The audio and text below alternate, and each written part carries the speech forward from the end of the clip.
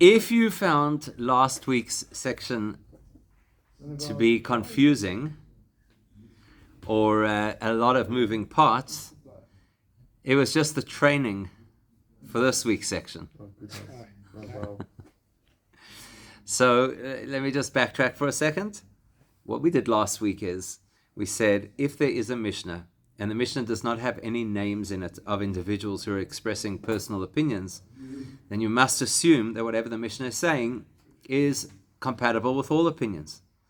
Now, when that happens, the Gemara will often test that and say, okay, it looks like you expect this Mishnah to be compatible with all opinions, but we have some statements from sages that appear in other Gemaras, and our initial reading of those statements seem to be incompatible with our Mishnah.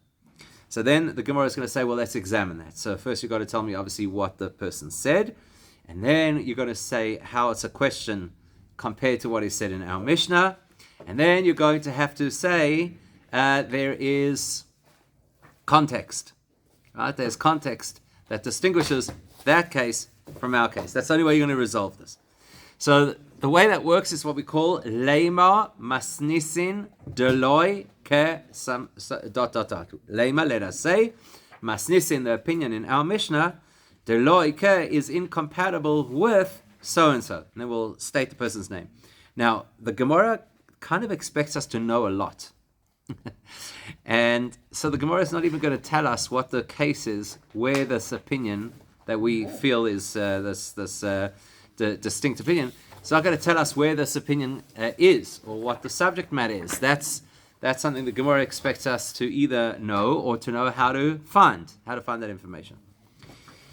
In this particular case, the way the Gemara is going to run this has quite a number of steps. For which reason, I thought it would be a good idea to give an overview, that's this page 13, an overview of how the whole thing is going to run. The problem is, that's going to be so abstract at this point, that you're going to look at this and say, I don't know what is going on over here.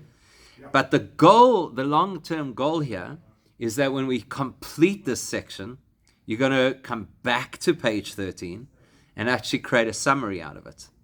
That's the objective. So as you can see, there are many moving parts in this next section. Right? You can see that? There are many, many moving parts. Before we do any of those moving parts, let me introduce you to the characters who are going to be involved in this particular discussion. We're going to encounter a man called Sumchus. It's a very unusual name. As you can hear, it sounds a little bit Latin, or possibly Greek. It does sound strange.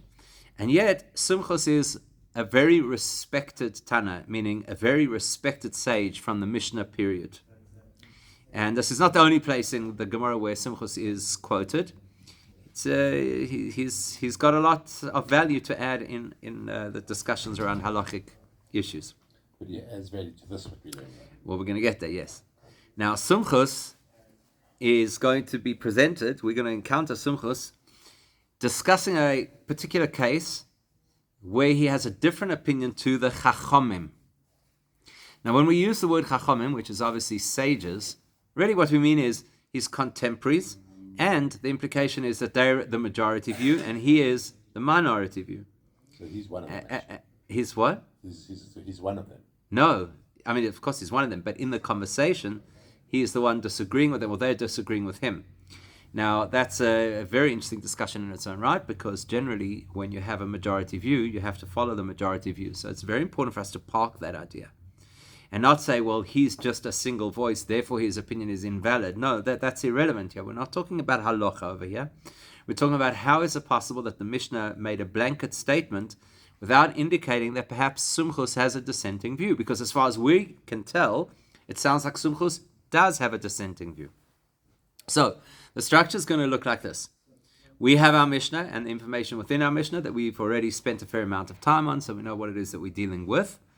And now we're going to quote a different Mishnah. The Gemara is not going to tell us the Mishnah. The Gemara is going to expect us to know the Mishnah. But in that particular Mishnah, there's a debate between Sumchus and the other sages, his contemporaries. So the Gemara is going to say, how is Sumchus compatible with our Mishnah? And what do they say? The best form of defense is offense, right? In other words, if somebody raises a question like this, there are two options. Either you could address the question, in which case you essentially validate the question and say, but I have an equally valid response. Or a more powerful thing is to completely invalidate the question. Now, one of the ways that you could invalidate the question, which is the technique our Gemara is going to use here, is this. You're telling me that there's a scenario with Sumchus versus the Chachamim, right? That's what you're telling me? And you're telling me that what Sumchus says in that debate is the part that you find incompatible with our Mishnah, right? Yes? So surely that then implies that the other sages, the Chachamim, they obviously must agree with our Mishnah, right? If you're suggesting that Sumchus doesn't have the same view as our Mishnah, and where you're quoting this from is a debate between Sumchus and the other rabbis, well then that implies that those other rabbis probably do agree with our Mishnah. So the first pushback the Gemara is going to give is, who says that's true? In that same scenario that you're quoting, and you're making it sound as if Sumchus has an opinion that is incompatible with our Mishnah, actually, when you think about it, in that same Mishnah, the Chachamim also seem to be incompatible with our Mishnah. So that's the pushback the Gemara is going to give first. So if you have a look at the layout over here, it's like this. There's Sumchus versus the Mishnah. Then we give the reason why we think that his opinion is incompatible. Then the pushback from the Gemara, that's what we're calling over here, the challenge is, but what about the rabbis, the Chachamim? They also seem to be incompatible with our Mishnah. And then we have to give the basis why we think that they're incompatible with our Mishnah.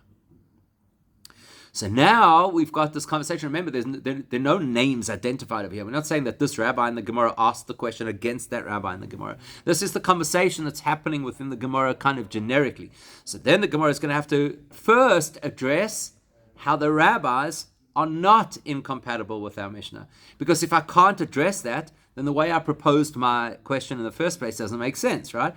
So first I have to settle the pushback. The pushback you said is, oh, you think the issue is only Sumchus. What about the rabbis? I have to say, calm down. The rabbis are fine. The rabbis don't have any issues with our statement in our Mishnah. But actually, now that you've brought that up, you've actually strengthened the challenge we have against Sumchus. In other words, in the course of that conversation, in the course of the process of illustrating how the rabbis are not incompatible with our Mishnah, it's going to intensify how strong the question we had originally about how Sumchus is incompatible with our Mishnah. So if you have a look over here, it's the answer to the rabbis and then the increased challenge. Right, it's explosive, right? The increased challenge against Sumchus. To which the Gemara will then offer an answer, and you can expect the style of that answer to be similar to the style of the answer we saw before, which is, that scenario, this is a different scenario. Because the scenarios are different, you cannot compare apples and bananas, right? You need to compare apples and apples. And you think it's settled at that point. But the Gemara says, well, you say that it's a different scenario, but not everybody agrees it's a different scenario. So that's what we're calling a secondary challenge. In other words, now you've tried to answer the question against Sumchus, and we're going to say, yes, but there is another interpretation of what Sumchus said that would still be problematic. Okay? So then we've got to answer that. That's that second last row over there. Now we've got to answer the secondary challenge. Because if we can't answer the secondary challenge, then effectively we haven't answered the original challenge. So we're going to offer an answer. The Gemara is not going to take that answer sitting down. So the Gemara is going to challenge that answer too. That's what I say. This is a lot of moving parts over here. The Gemara is going to challenge that answer too, and then arrive at a conclusion that none of us will see coming. Okay? And the value of this conclusion is, it's not only going to reinterpret Sumchus, it's going to give us context for the entire conversation in the Mishnah, context that we've been missing up until now. And that's how Gemara works. So think of it. The Gemara already did this just before, right? So the Gemara first gave the impression that actually Ze Omer Ani Mitzasiyah, V'Ze Omer Ani Mitzasiyah, Ze Omer Kula Sheli, V'Ze Omer Kula Sheli was all one scenario. And we used that to illustrate the meaning of the word Mitziyah.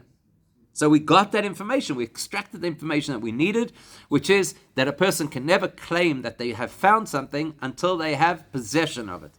So it was valuable information for us. Once we extracted that information, the Gemara says, yes, but That's actually not the full version of the Mishnah. The more correct version of the Mishnah is that there is a scenario of people arguing about something they found, and there's a different scenario called the Kula Sheli scenario, where they're arguing over something that they bought. And that then allowed us to get even more information out of the Mishnah than what we originally had. Once we had that information, then we start our next technique. Our next technique is to say, are there other opinions out there that don't seem to fit our Mishnah? Now, we're not just simply trying to settle potential contradictions, even though that is part of what we're doing, but we're using each opportunity to learn more about the case, to learn more about the Mishnah, to learn more about this particular area of Jewish law. Now, in the previous case with Ben Nanas, we didn't get a major revolutionary insight into our Mishnah, but we did get valuable information about, when people land themselves in sticky situations, like, please pay my workers, and everybody comes claiming and says, you didn't pay, I did pay, whatever the case. So it gave us insight into that kind of a scenario. But in this case, not only are we going to get interesting information or valuable information in regards to this particular case of Sumchus, but we're actually going to get a whole different perspective on our Mishnah. Okay? So that's your overview, which right now I'm sure sounds very, very abstract. Right? But at least it gives you a little bit of the flow. Anticipate this. Anticipate a question. Anticipate pushback against the question, saying actually the question applies equally to the rabbis. Resolving that, but then intensifying the question against Sumchus, and then back and forth. Trying to answer, challenging the answer, trying to answer, challenging the answer, trying to answer, and eventually arriving at a comprehensive answer. Okay, so let us start. Actually, it looks like we're missing a page here. That's one this week. How did that happen? Okay, I guess we are missing a page. So before we actually look at this, I need to introduce you to the Mishnah that Sumchus appears in, and then we need to. I'm actually completely muddled over here. I don't know where that page physically went. That is so incredibly strange. I thought maybe they were stapled together in the wrong order or something, but it is not there. Okay. Anyway, so here's the Mishnah. Let me give you the Mishnah and two pieces of information that emerge from this Mishnah that are extremely, extremely valuable for us. So here's the Mishnah. You ready for it? There are a number of scenarios. I'm just going to give you one of the scenarios from the Mishnah. Here's the scenario. There is something called a shor nagchon. Have you ever heard of this expression? No? I didn't think so. A shor is an ox. A goring ox. There we go. A shor nagchon is a goring ox. It's all about damages. It's in the laws of damages, exactly. So everybody understands that if a human being causes damage to another human being's property, the human being is completely liable for the damage. We get that. That's obvious. And we use an expression in the Gemorah. This is all Bava Kama, by the way. So we're in Bava Metzia. Bava Kama is the one that comes before this. Now you can understand how the Gemorah could really expect us to know this information, because it's a Gemorah we should have learned already. So anyway, the Gemorah over there, the Mishnah over there talks about a shor nagchon. So if a human causes damage, the human is always liable for the damage. If an animal causes damage, it's not so simple. It depends if it is normal or typical for that animal to cause that kind of damage or not. So, correct. So, exactly. So, for example, let's say a person owns a rabbit, a pet rabbit, and your pet rabbit gets into the neighbor's property and digs holes all over the garden, or rips up their vegetable patch. You're liable, because that's typical for a rabbit to do that. And equally, if you had to talk about an ox, which is what we're talking about, so if an ox is walking, and let's say it's the shuk, and people have their wares out in the open for people to help themselves, and the ox just plows right through it and causes damage, you're fully liable, because that's what you expect. Oxen do not distinguish between valuable and non-valuable items, so you're fully responsible. But for an ox to attack another animal is not natural. It's not natural.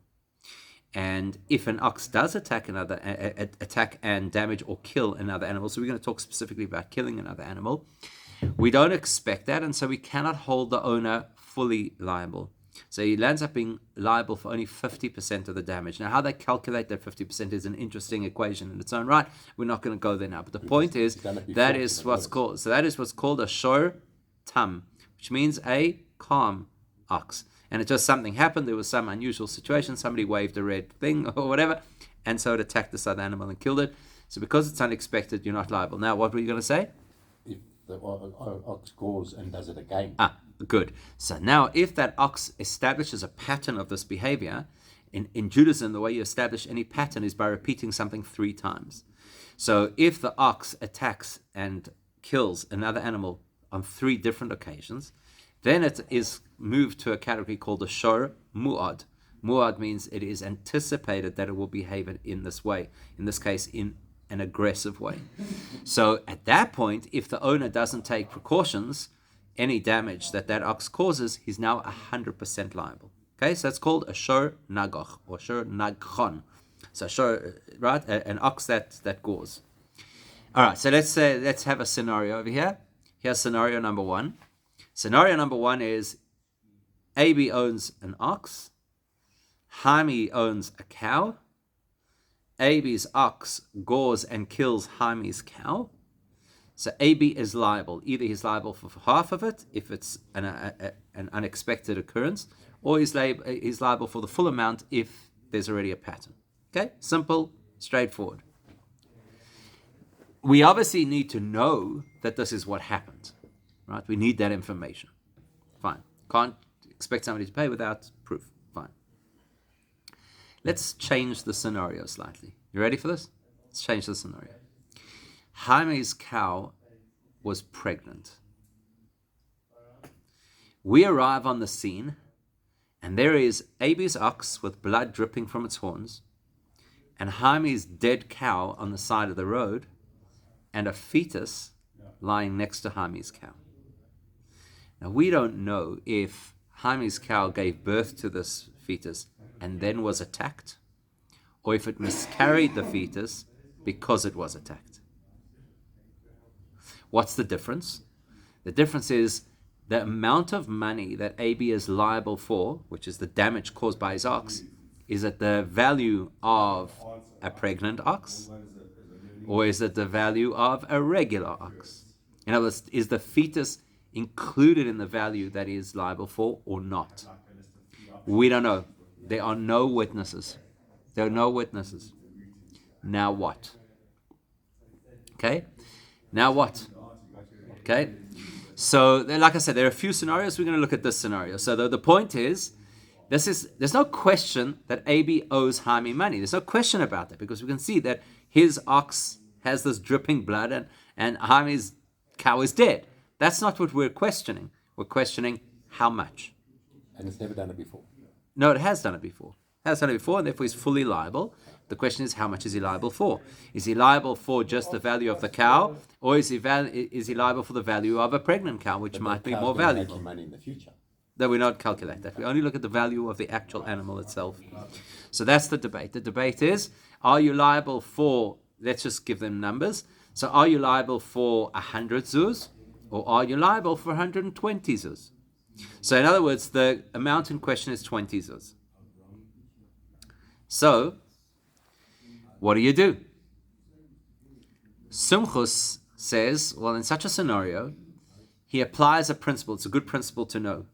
The principle is, mamoin hamutal b'safek, any value that is literally suspended in doubt, that's what mutal means, suspended in doubt, any financial amount that is suspended in doubt, cholkin, you divide it between the two parties.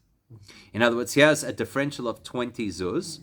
So the victim takes a knock of 10, and the perpetrator has to pay 10. And Sumchus says that's the fairest way to sort this out, because we don't have any witnesses, and it's not fair for either one of them to lose completely. So, in other words, if we don't pay the victim, then he's lost out the potential value of the loss of that fetus. And if we charge the perpetrator full, maybe we're extorting money from him. So the fairest way, he says, is take the money that is in question and divide it between the two of them. That is the opinion of Sumchus. What's that? We did that before. Where did we do that before? The Tallis. Okay. Okay. Hold your oxen. So let's just hear for a second what the rabbis have to say. What the rabbis have to say actually makes. The ox. That's for sure. Nobody's questioning that. We're only asking about the amount that is in question, the amount that cannot be verified. Like I say, you could have many, many scenarios with the same outcome, but this is the scenario that we're going to focus on. Now, the rabbis say what might very much might resonate with you far better. The rabbis say, "Hamoitzi mechaveroi." If a person wants to extract a payment from somebody else, then alav haraya, he carries the onus of the burden of proof. In other words, this. Let's say that I would walk up to you and say, "That's my pen. Les, that's my pen." What would you tell me? How do you know that? No, that's my pen. So what would you tell me? Prove it. Prove it. That's what you tell me. Prove it. If I want to take something away from somebody else, and right now the pen is in his possession, and possession is 9/10 of the law. So if I want to take something away from somebody else, the burden of proof is on me. I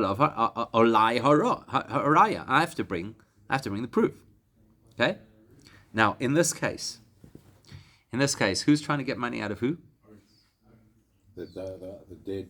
The victim Yeah. is trying to get compensation out of the owner of the aggressive ox.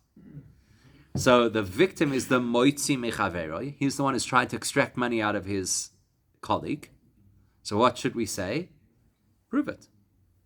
And if you have no proof, that's just unfortunate. But if you take money that doesn't belong to you, that is potentially theft. So rather prove your case or step back. Okay, so that's the debate between Sumchus and the rabbis. Sumchus says the amount that is in question, let's just split it 50-50. Whereas the rabbis say, no money exchanges hands without evidence. So again, the 20 that's in question. The fact that he has to replace the cow, nobody's debating that. We're just not sure about this additional amount that is relevant to the fetus. And so the rabbis say, you don't get it. Sorry, without proof, you just don't get it. Okay, what do you think? Let's start from the first case first. What do you think Sumchus would feel about our Mishnah?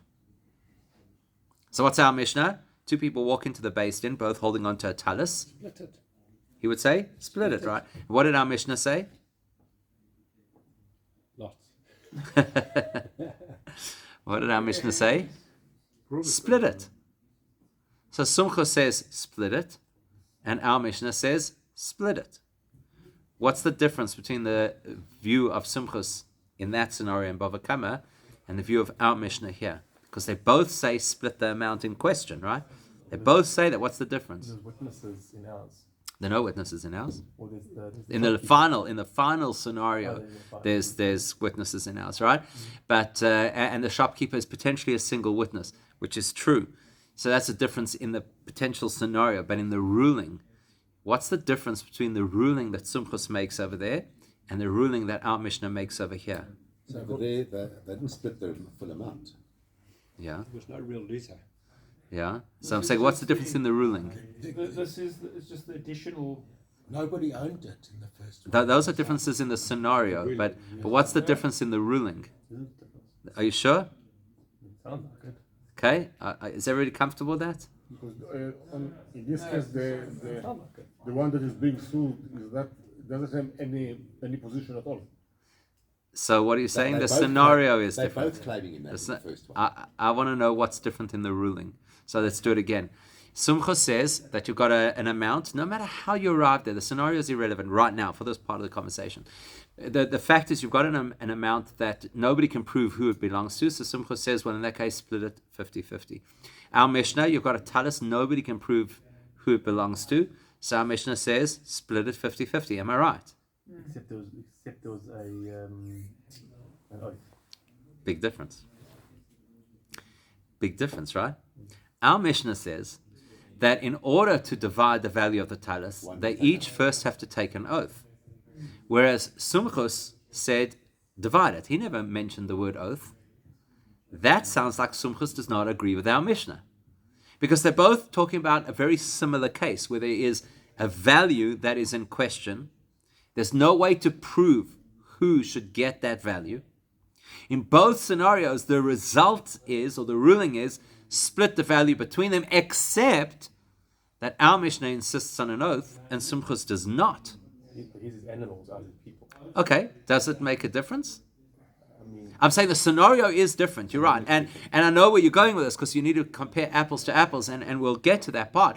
But at face value, the ruling of how you tackle a disputed amount in the absence of witnesses is you split it. The question is oath or no oath. And the fact that Sumchus says split it and he does not require an oath sounds like he has a very different view to the view of our Mishnah. I know what's going to happen. It's going to come that the oath was already taken. This is after No, the fact. definitely not. Definitely It's not. about his perspective. Whose perspective? Sumchus's Well, perspective. Sumchus is not just a perspective, right? It's his version But of the his ruling. perspective on the people were honest. Oh, okay. So you're saying maybe he feels you He don't feels need the honesty leverage was taken for of the. granted. Okay, The oath, the good people, point. Both parties would have taken the oath. Okay, good point. I like what Rowan says. Good point. The first, our mission is that there's two people arguing. Right. This is something happened with the animals that we didn't see. That's right. There's still two people arguing. Just it's the ox but owner you're right. versus the cow owner. Still two people arguing. The difference is they were part of the action. They weren't part of the action, which essentially means they didn't see what happened. And really, the way that we've framed this weird scenario is that they also didn't see what happened. That's how they landed up in this mess. Because if they were theoretically standing back objectively watching what happened, they probably would have seen that this guy got there a millisecond before that guy. But because they're so enmeshed in the scenario themselves, they actually don't see what happened. So they're actually much more similar than we think, even though the details of the scenario are different. They're actually more similar than we think. But here's the point. If you're raising an issue that Sumchus seems to have a completely different view to our Mishnah, are you saying the rabbis have the same view as our Mishnah? How did the rabbis say you resolve the disputed amount? Dunno. They don't say split it. What do they say? Proof. They say nobody gets anything until they can prove they deserve it. Is that the same as our Mishnah? No. Our Mishnah never said bring proof. Our Mishnah said take an oath. So that's what the Gemara is going to do. The Gemara is going to raise the question, hey, look, Sumchus seems to be saying something different to our Mishnah. And then the Gemara is going to say, and what? The rabbis are not saying something different to our Mishnah? They sure are. So then the Gemara is going to say, all right, let's deal with the rabbis first. And let's explain why it is that the rabbis said that view there. And they wouldn't necessarily apply it here. And then let's come back to Sumchus, who is going to occupy a lot more of our time. Okay? Is this making sense? All right. Don't ask me to repeat it. But No, it's fine. I'll ask you next week. Okay. So let's quickly get some of the vocab for this piece. Now that we've got a very broad strokes overview, let's get the vocab. All right. Here's a word: mammon. Money. Even in English, they use the word mammon very often with a capital M and very, very often implying some kind of deifying of cash. But mammon is money. Yes, man. What do they use? Right? Okay, next. Safek. Doubt.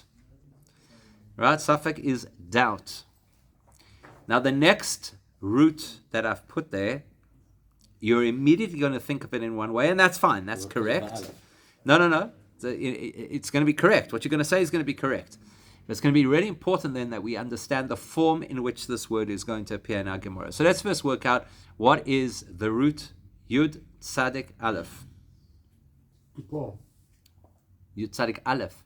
Oh. to go out. To go out, right? To exit. To go out. Let's see. You don't see the sign. Right? Yitzia, exactly. It's the exit sign. Exactly. I always see what they. Okay? So let's just talk about this quickly, a few scenarios. So what would the word Yoitzei mean? Get out. He goes out, right? He goes out. What does the word Yatsa mean? Past that. He went out, right? What does the word Tsei mean? Go. Get out, right? That's the imperative. What brocha do we say over food that contains a word from this Let's root? say Over food that contains this root. was it? Is it Haftarah? No. the food. Ha'etz is the dyslexic version of tzei, right? Egypt, I don't know. Hamoitzi lechem min haaretz. Right? What's hamoitzi? What does it mean? He takes out. So it's the same. It's a variation of the same root. So if it's myself, then it's yoitze, eitze. If it's me, the causative verb, where I'm causing something else to come out, then the word is moitzi. So if we want to talk about taking money away from somebody else, extracting money from somebody else, we'll call it moitzi.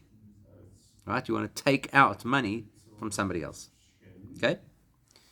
All right, what is the word raya? Not to be confused with the word re'iyah. Re'iyah is sight, Evidence. right? Raya is Evidence. evidence. Right? A raya is evidence or proof. Okay. And this is one of those funny scenarios. You know that who's the president of China routine? This is like that. What is my? Yes. Right? What is my? That's not a question, it's a statement. Right? What is my? My is the Aramaic version of ma. Okay? So my translates as what? Now, if you take two words and you combine them, sometimes it gives you a very different phrase. So you've got the word my, which means what? And you've got the word Ella. What does Ella mean? Ella, Ella, Alavinu. What does Ella mean? Other than. Close. These. No, that's Eile, and that's with a hey at the end. Ella with an aleph at the end is but, or rather. Right? But or rather. So here we're going to put those two words together. Ella mai. Rather what? Right? Ella mai. Rather what? That is such a Jewish phrase. That's such a Jewish phrase. That's like, for example, the person who says, are you going to shul tonight? And they say, Ella mai.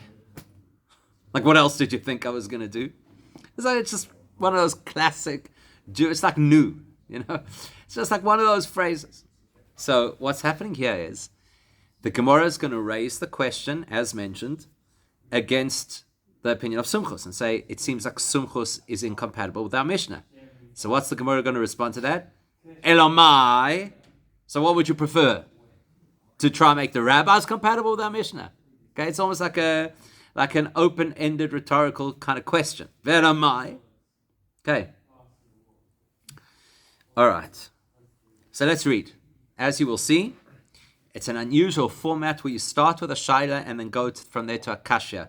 And you could even say that the first one is also a kashya, technically, because you're challenging our Mishnah. But we're mining for information over here. Okay, this first expression we've had already before. Leima masnisin deloi ke sumchus. How do we translate that? Do you remember from last time, from Benanas? Let us say. Correct. Let us say that the opinion in our Mishnah is incompatible with the opinion of Sumchus. Okay? Leima, let us say, masnisin, our Mishnah, deloi is not like ke sumchus. Is not ke sumchus like Sumchus. But what it really means is that let us suggest that the opinion in our Mishnah is incompatible with the opinion of Sumchus. Then, as we saw before with Benanas, the next thing the Gemara will say is why we think that's incompatible, why we think this is a problem. De'i ke Sumchus, because if it was supposed to align with the opinion of Sumchus, right? De'i, because if ke Sumchus, it was like the opinion of Sumchus, ha Omar, we had this already before, also with Benanas. Ha Amar means didn't he say? Ha is a question prefix. So of course ha could also be the definite article, right? Like the. But ha is often used in Gemara as a prefix implying a question. So Ha Omar, did he not say, in that scenario that I described, right, with the ox that gores the cow, and there's a fetus on the side, and now we don't know if the fetus was miscarried or aborted because of the attack, or whether it was natural birth just before the attack. We don't know. So in that case, and by the way, like I said, there's other cases in that same Mishnah. So in that case, what does Sumchus rule? Mamoin, money. Ha mutal, that is suspended. Be safek, in doubt, money which is in doubt. Cholkin. Remember what the word cholkin is? Because we've had that word before. You divide. Now, that quotation, Mammon hamutal besafek cholkin, is a direct quotation from the other Gemorah that we were quoting, or the other Mishnah that we were quoting in Bava Kama. The Gemorah adds to that the way he phrased it implies be'loi shavua, without the requirement of an oath.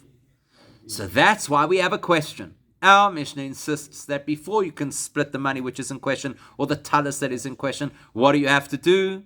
You have to take an oath.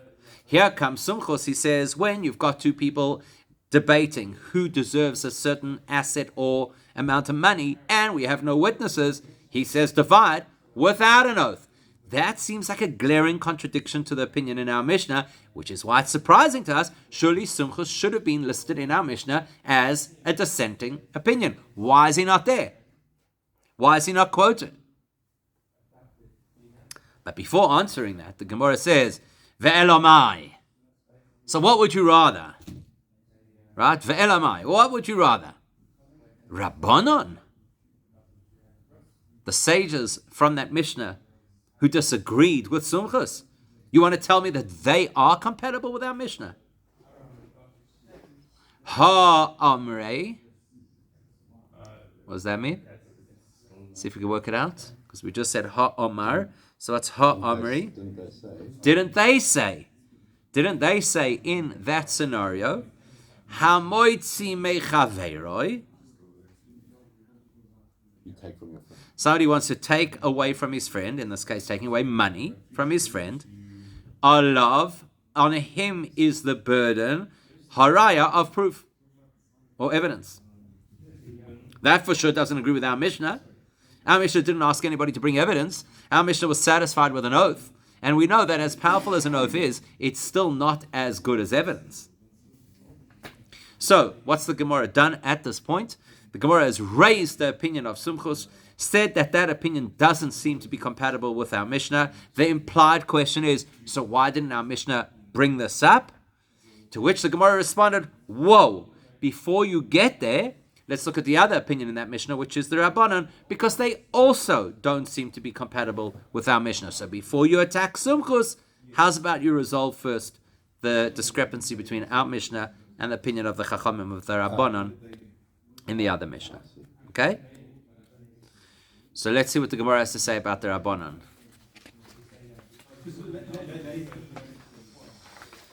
So what's the Gemara going to say? The Gemara is going to say, as we hope it always will in these kinds of cases, the Gemara is going to say, look, you can't really compare the two cases. Or, more correctly, you can't compare the logic applied by the Rabbanon in that case to the logic we need to apply in this case. So now let's go back to something Rowan said before. You were saying that there's a big difference between our case and the scenario there with the animals. So let's rehash that. Just say again what you said. Our example is people. Right. Within reason. Right. And this one is animals. Right. And I pushed back on that and said, yeah, but there's also people there ultimately, because there's the owner of the ox versus the owner of the cow. So let's just drill down for a moment into what actually is the difference between the roles that the people are playing in the two scenarios. In other words, just make it as graphic as possible. What does it look like by the time the two people get to court in our Mishnah versus what does it look like by the time the two people get to court in that Mishnah in Bava Kama? So with the animals, your animal did this, your animal did that. In our previous one. Wait. So what does it look like when they walk into the courts? Two people are holding it versus two people are coming Bingo. and telling a story. Bingo. That's a massive difference. In our case, the evidence is in court. It's an evidence. The disputed item is in court. Not only is the disputed item in court, the dispute is in court. Every aspect of the dispute is there in front of us in court, which means that in front of our eyes, each party is exhibiting some physical claim because they're holding it, and possession is 9/10 of the law. Whereas in the scenario that Sumchus and the Chachamim are arguing about, nobody's holding the fetus, and they are certainly not holding the 20 zuz worth of fetus and fighting over it. This is an abstract debate right now. We know that something happened. We know there are damages. We're questioning the extent of those damages, but nobody has, at this point, a specific claim on that money.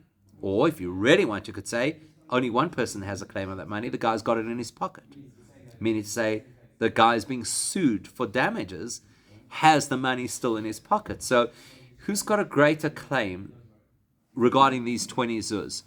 Is it the perpetrator or the victim? The perpetrator. Possession is 9/10 of the law. He's got 20 zuz sitting in his pocket that the other guy's suing him for. So right now, he has a far stronger claim on it. Whereas in our case, they have absolutely equal claims. So this whole principle that says, if you want to take money away from somebody else, you have to bring evidence. Do you hear what that means? That means somebody has the money and somebody else wants the money. In our case, nobody has the money and everybody wants, or nobody has the tallis and everybody has the tallis. And nobody, right? And everybody wants the tallis. So everybody, the players in our Mishnah are in completely equal circumstances, whereas in that case, the players are not in equal circumstances. So as unfortunate as the loss of this fetus is to the victim, that this is not, what do they say, facts don't care about your feelings. So this is not something you can judge just on, oh no, this is so sad that this happened to you. We need some kind of formula. And the formula is, the guy who's got the money keeps the money until you can prove that you should take the money. Very different scenarios, right? Sure, it's a slippery slope. Which part? All of it, because he lost his cow. He lost his cow. He lost his Yeah, cow. but now He's you getting- sue someone for It was damages. but it you was have in to his prove it. pocket. At that point, it was in his pocket. So he effectively Okay, well, that's lost what happened. the Yes, case I with the agree. two guys with the But Tallis. that's the scenario now. Yeah. But that's not under dispute. No one's at a loss there. But That's coming from. that part is under dispute. The only disputable part is the Is the excess, the value of the fetus, right?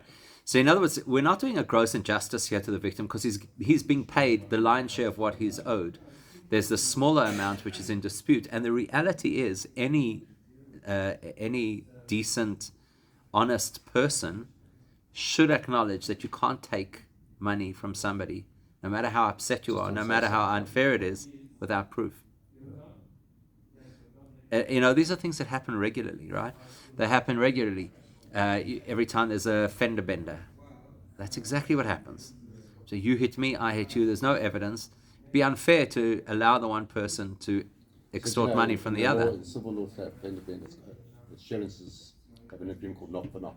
Right. Just pay for your Fine, It's hard to fine, prove. but you're allowed to have any contractual agreement with any party that you wish, assuming that you had two parties who were not insured. Not that would ever happen in this country, right? So let's just say you had two parties who were not insured. Then that obviously is not relevant. You can't say, well, I have a bigger ding on my car than your car, so you owe me money. That doesn't prove anything. Very often the person who's in the wrong actually ends up doing more damage to their own vehicle. So I think any honest, decent person will agree that no matter how upsetting it is, you cannot make somebody pay for something that you can't prove they have to pay for. And that's basically where the Rabbanan are coming from in that scenario. They're saying, look, right now you have zero physical claim to that money. You only have a theoretical claim to the money because perhaps the fetus was aborted due to the attack. Perhaps. We can't make a payout based on that. Whereas in our case, both guys are holding on to the tallis, in which case we can say, okay, you are absolutely equal in this case. And that's why we can be satisfied that the rabbis would say, in our case, administer an oath and you can divide it, because the oath is your safeguard, and then you could divide it. But in their case, an oath isn't going to help anybody, and we're certainly not willing to release. You can't take an oath, and we're certainly not willing to release any funds in the absence of evidence. Okay, we didn't get to actually read it inside, but you know that you can see where this is headed.